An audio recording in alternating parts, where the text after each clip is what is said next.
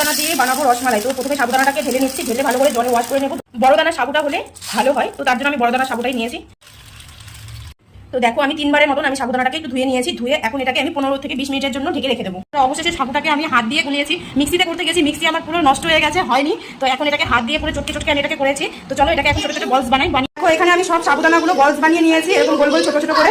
দুধটা আমার ফুটে এসছে, এখন আমি দিয়ে দেবো বলসগুলো। সবগুলো দিয়ে অনবরত একটু নেড়ে দিতে হবে, না তো বলসগুলো নিচে লেগে যেতে পারে। আর দেখো আমাদের এখানে কি পরিমাণে বৃষ্টি হচ্ছে বন্ধুরা, প্রচন্ড বৃষ্টি হচ্ছে। সাবুর বলসগুলো এখন ডুবে আছে, যখন হয়ে যাবে একা একা উপর দিকে ভেসে উঠবে, তখন ভাবে যে সাবুর বলসগুলো সেদ্ধ হয়ে গেছে।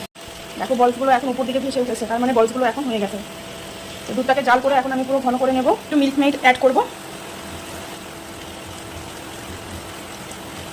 তো আমি এটাতে দেখো মিল্ক মেড অ্যাড করার পরে দুধের কালারটা দেখো কি সুন্দর চলে এসেছে। আর আমার এখানে চিনির কোনো দরকার পড়বে না, তো আমি এটাকে চিনি ছাড়াই বানাচ্ছি। মিল্ক মেডের যে মিষ্টিটা সেটাতে অনেকটাই মিষ্টি আছে।